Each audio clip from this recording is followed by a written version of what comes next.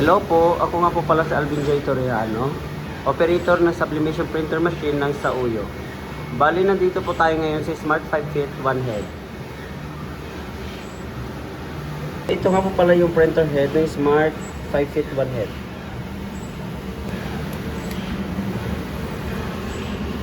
Ito pala yung capping.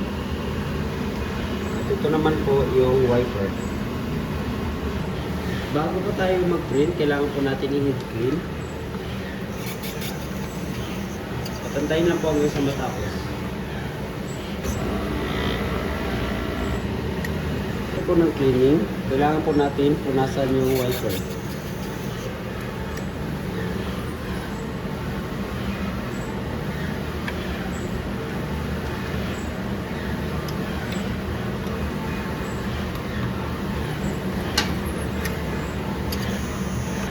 Nozzle test.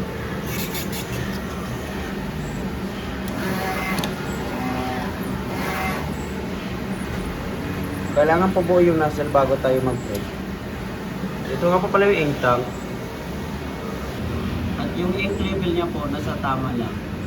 Yung ABR, ink waste tank. Na rin po yung ground wire niya. Ito nga po pala yung ICC profile ng Smart 5 Feet 1 Head.